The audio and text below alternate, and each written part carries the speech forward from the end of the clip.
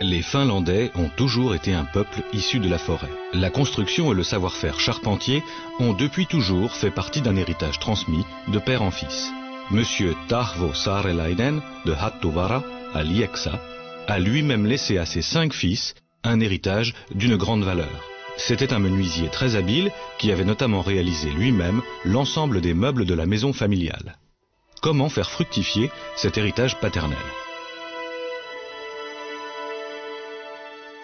Viljo Saarelainen fut celui qui hérita de son savoir-faire de menuisier. Son frère, Nestori, gérait l'entretien de la propriété familiale. Le deuxième, Arvo, était pour sa part parti en formation de tailleur et Eino, quant à lui, avait monté un atelier de peinture de carrosserie. Reino, enfin, avait reçu de son père une scie circulaire.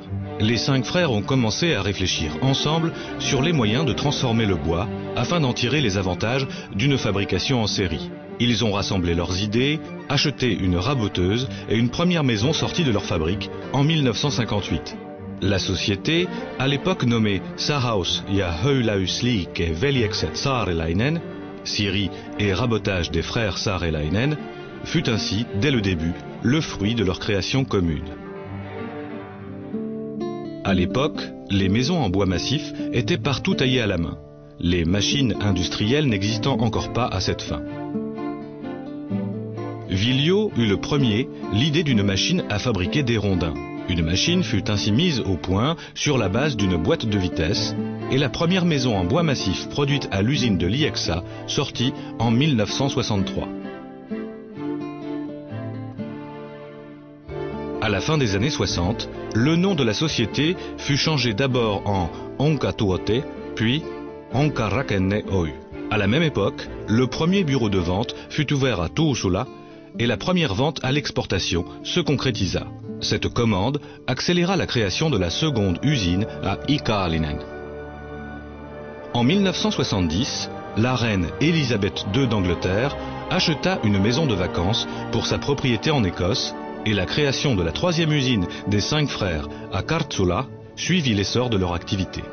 Une importante commande japonaise accéléra par la suite les ventes à l'export et les pays alpins d'Europe vinrent rapidement se joindre au Japon pour asseoir le succès du développement des ventes de maisons à l'international. Tämä hirsihuvila 15 800 tämän syksyn aikana. Uusi esite Honkarakenne-mieheltä. L'empreinte d'Eero Saarelainen, Erkka, le fils de Viljo, était jusqu'alors imprimée dans les modèles de maisons de vacances.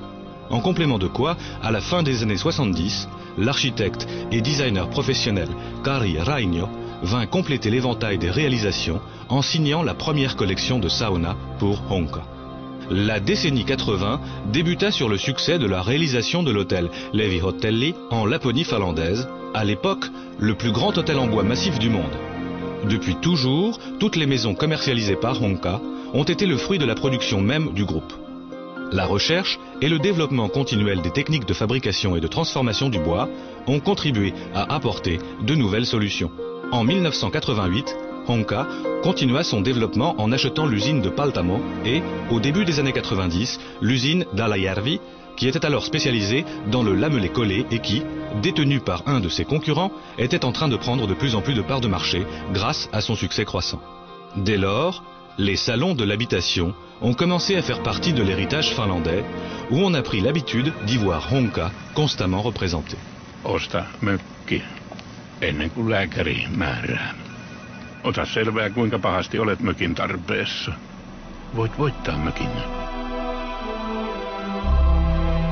En 2000, le président de la République de Finlande décerna à Honka le prix de l'internationalisation.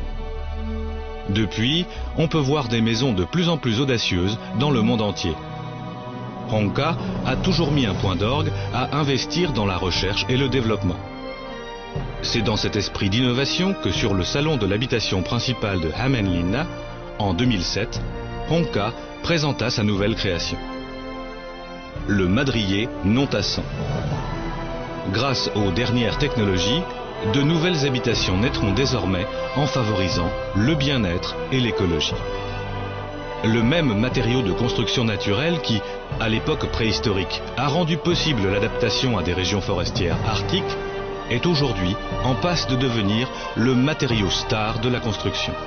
Honka par son esprit de développement, est devenu un précurseur incontournable des maisons en bois massif et le plus grand fabricant dans le monde. Une saga est née de l'héritage du peuple forestier.